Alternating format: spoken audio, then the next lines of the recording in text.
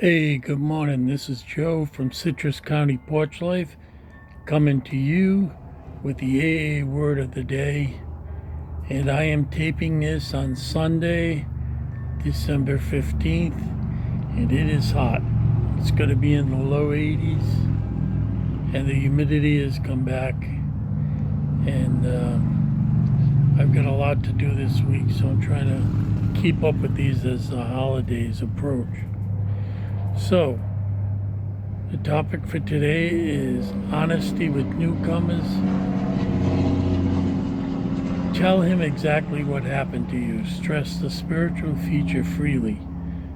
And that is from Alcoholics Anonymous, page 93. And this is a very short daily reflection. But usually I found that the shorter ones are some of the most important. The marvel of AA is that I tell only what happened to me. I don't waste time offering advice to potential newcomers, for if advice worked, nobody would get to AA. All I have to do is show what has brought me sobriety and what has changed my life. If I fail to trust the spiritual feature of AA's program, I am being dishonest. The newcomer should not be given a false impression of sobriety. I am sober only through the grace of my higher power, and that makes it possible for me to share with others.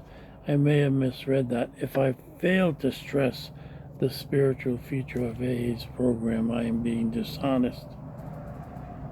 It is a spiritual program. It's not just a fraternity where you get together once a week and have some cups of coffee and shoot the bull and just it's a spiritual program. And ever since I was the very beginning in AA, I was told you share your experience, strength, and hope. And at one time, there's always the possibility of crosstalk.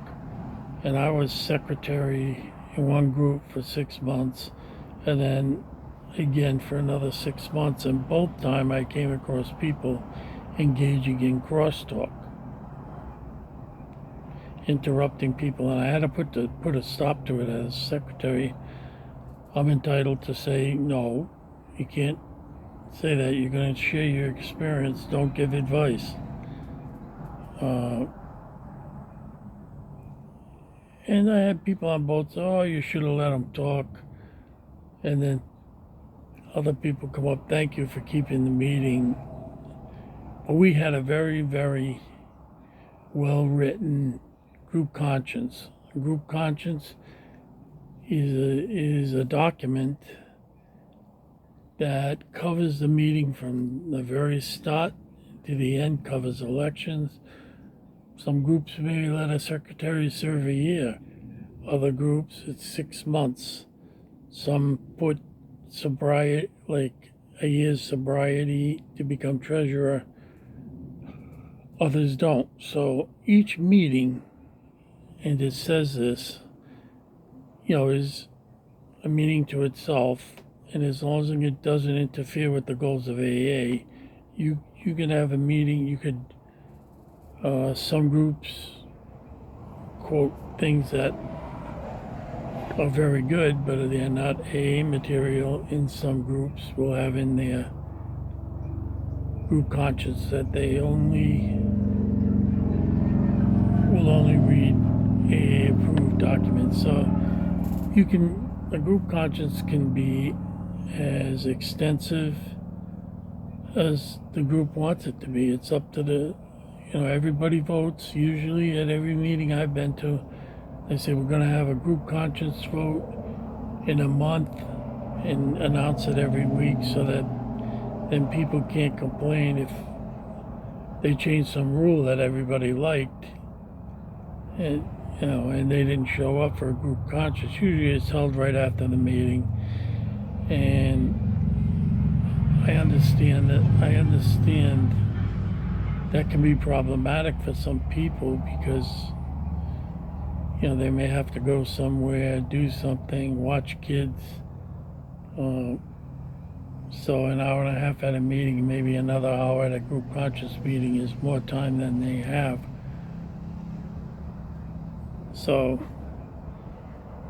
it's very important that we stress our experience. They had all these theorists, and they still do. I was talking to a woman who didn't have different mindsets. She didn't want to be branded an alcoholic her whole life. I said, well, I really don't care. Most people, it's not common knowledge. Like, I don't put an ad in the paper with my picture saying I'm an alcoholic. But if I'm at a party and of relative strangers and stuff, and someone asks me if I want a drink or how would you like a beer, or I said, no, thank you, I'm an alcoholic, I can't drink. And I leave it at that. I'm not, it doesn't bother me. After 33 years, I am an alcoholic, and I want to be sober. And I don't really care what people call me. And the older I get, the less I care. As long as in my mind, I feel I'm doing the next right thing. And we have to. It says right here, if I fail to stress the spiritual feature of the program, I am being dishonest. But for me, the spiritual feature of the program is that there is a higher power that can keep me sober. And any progress that I make in this program, any help I can give anybody is through the grace of that higher power whom I choose to call God. So, I think it really is important to the people we're working with know the spirituality, our experience, strength, and hope. Where do we get the strength from? We get it through our higher power. What is our experience? Our experience.